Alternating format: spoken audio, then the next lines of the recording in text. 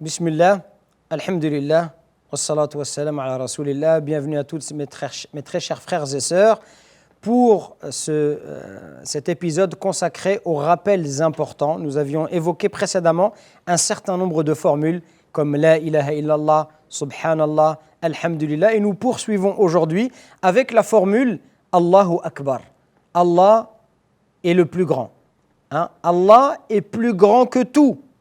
Et cette formule, elle se prononce notamment lorsque nous changeons de position en prière, lorsque nous nous trouvons dans la position debout et lorsque l'on s'apprête à s'incliner, on dit Allahu Akbar. On dit également Allahu Akbar pour se prosterner.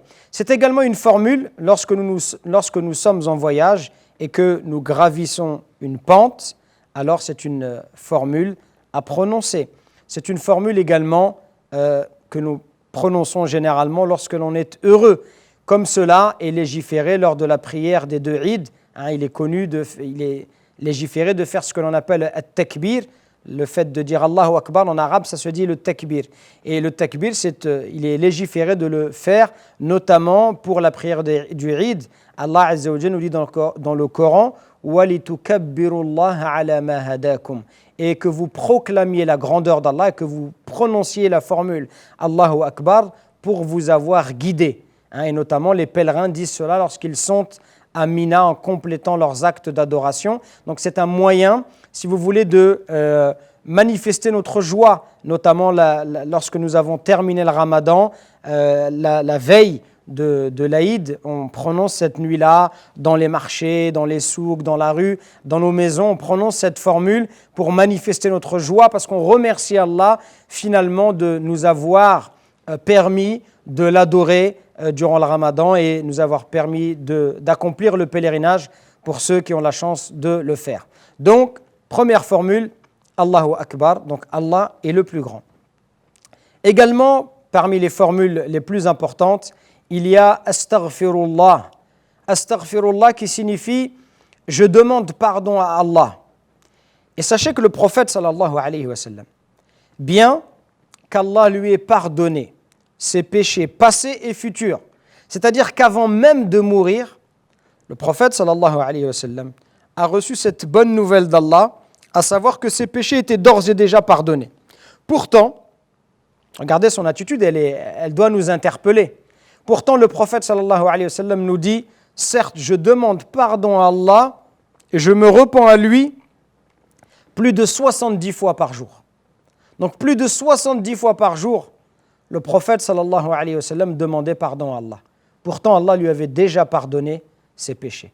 Donc, qui sommes-nous pour ne pas faire autant que le prophète sallallahu alayhi wa sallam? Ne sommes-nous pas plus dans le besoin du pardon d'Allah que le prophète sallallahu alayhi wa sallam? La réponse est bien évidemment que oui. Alors c'est une formule que le croyant doit prononcer et ne doit pas se contenter de dire Astaghfirullah. Comme je vous l'ai dit, les invocations doivent être prononcées avec le cœur. C'est-à-dire que quand je dis Astaghfirullah, je demande pardon à Allah, ce n'est pas simplement une formule que je répète avec la langue, mais dans mon cœur, je dois avoir des regrets, puisque le regret est le pilier le plus important du repentir. Le fait de regretter les péchés que nous avons commis, de regretter ces mauvaises paroles, de regretter ces regards, de regretter ces mauvaises pensées, etc. Donc je prononce cette formule tout en étant conscient des désobéissances que j'ai pu accomplir. Et malheureusement, en tant qu'être humain, nous accomplissons tous les jours, chaque nuit et chaque jour, nous accomplissons des désobéissances. Mais, alhamdulillah, nous avons un Seigneur qui est pardonneur et qui est le grand accueillant au repentir. Alors profitons pour demander pardon, puisqu'Allah Azza wa Jalla nous a prêté vie et nous a permis de le faire. Parmi les formules également qui ont beaucoup de mérite, c'est la formule « La hawla wa la quwwata illa billah ». « La hawla wa la quwwata illa billah ». Il n'y a de force ni de puissance qu'en Allah. Cette formule, le prophète sallallahu alayhi wa sallam nous a dit que c'était un trésor du paradis. Cela veut dire qu'il n'y a pas de changement, pas de transformation d'un état à un autre sans l'aide d'Allah Azza wa Jal. Il n'y a pas de transformation d'un état à un autre, c'est-à-dire, par exemple, de la maladie vers la santé. Tu ne peux pas passer de la maladie et retrouver ta santé sans l'aide d'Allah Azza wa Jal.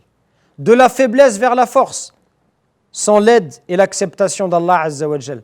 De la difficulté vers la facilité, sans qu'Allah subhanahu wa ta'ala t'apporte son aide et son soutien. Tout cela n'est pas possible.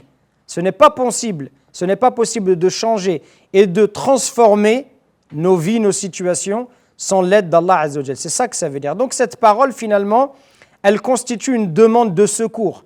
C'est-à-dire quand je dis « La hawla wa la quwwata illa billah », ça veut dire que je recherche de l'aide auprès d'Allah Azza wa Jal.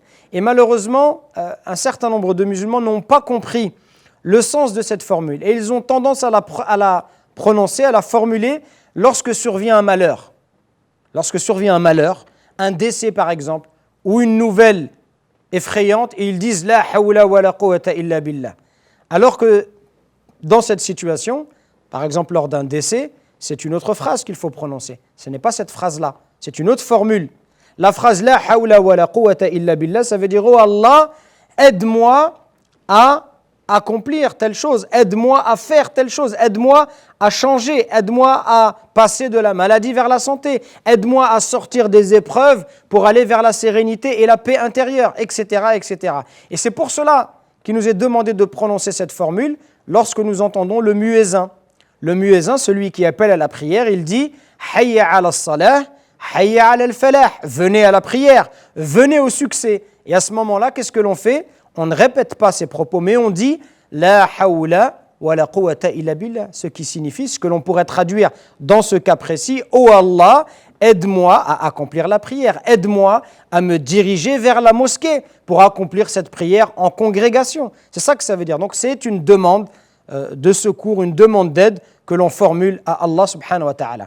Également parmi les formules méritoires, il y a « Bismillah », au nom d'Allah, qui est une demande d'aide et de bénédiction par le nom d'Allah. C'est-à-dire, je demande l'aide et je débute toute chose par le nom d'Allah afin de profiter de sa bénédiction. Et le Coran, d'ailleurs, débute par cette formule. Et les lettres que le prophète, sallallahu alayhi wa sallam, lorsqu'il dictait à ses compagnons d'écrire des lettres, des missives, qu'il envoyait par exemple à des souverains, ces lettres débutaient toujours par « Bismillah » au nom d'Allah, c'est-à-dire que l'on recherche sa bénédiction. Au moment de manger, avant de commencer un travail, avant de prendre la parole, d'ouvrir ou de fermer quelque chose. Et y a-t-il plus éminent et plus noble que de commencer par chercher l'aide et la bénédiction d'Allah Azza wa Jal.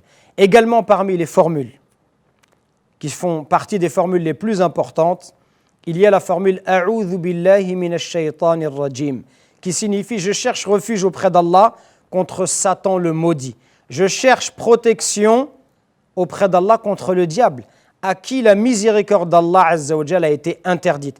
Et il est demandé de prononcer cette formule avant de lire le Coran, lorsque l'on se met en colère également pour faire fuir le démon, parce qu'on sait pertinemment que le diable, il aime bien profiter de ces situations dans lesquelles on se met en colère. Et pour repousser de manière générale l'obsession, qu'elle soit maladive ou suggérée par le diable à tout moment. Enfin, terminons cette assise par une formule extraordinaire qui va humidifier nos langues, rafraîchir nos cœurs, augmenter notre foi, c'est la formule « Sallallahu alayhi wa sallam » qui signifie paix et bénédiction d'Allah sur lui, c'est-à-dire sur le prophète sallallahu alayhi wa sallam. Cette formule, ça veut dire que l'on invoque pour le prophète la miséricorde. On invoque pour le prophète un rang élevé. Et le prophète nous dit « Man salla alayhi salatan wahidatan, sallallahu alayhi biha ashra » Celui qui prie une prière sur moi, Allah priera 10 prières sur lui. La prière d'Allah, les savants ont expliqué en disant que la prière d'Allah, c'était l'éloge qu'Allah Azza wa Jal faisait auprès des anges. Et la prière des anges, c'est la demande de pardon. Et le prophète nous dit également, comme pour nous inviter à multiplier cette formule, que je répète, sallallahu alayhi wa sallam, paix et bénédiction d'Allah sur lui. Les premiers, il nous dit alayhi salatu wa sallam, les premiers à être avec moi le jour du jugement dernier seront ceux qui ont multiplié les prières sur moi. Et donc c'est une formule qu'il est obligatoire de prononcer à chaque fois que nous entendons le nom du prophète sallallahu alayhi wa sallam. C'est pour cela qu'à chaque fois que vous entendez un dars, généralement l'imam ou le conférencier dit Mohammed, et immédiatement après il dit sallallahu alayhi wa sallam. Et cette formule doit également être prononcée lors du sermon du vendredi et également après la prière, après l'appel à la prière. Allah nous dit dans le Coran Inna Allah wa malaikatahu yusalluna ala nabi ya ayyuhalladhina amanu sallu alayhi wa sallimu taslima. Certes, Allah et ses anges prient sur le prophète, ô vous qui croyez, priez sur lui et adressez-lui vos salutations. Comme je le dis, la prière d'Allah, c'est l'éloge auprès des anges rapprochés, et la prière des anges, c'est une demande de pardon. En tout cas, voici comment certains savants et pieux prédécesseurs l'ont expliqué. Donc multiplions et prenons l'habitude de prononcer cette formule quand on entend le nom du prophète, sallallahu alayhi wa sallam, en espérant que cela vous soit bénéfique. Subhana rabbika rabbil izzati amma yasifun, wa salamun ala al-mursalin, walhamdulillahi rabbil alamin.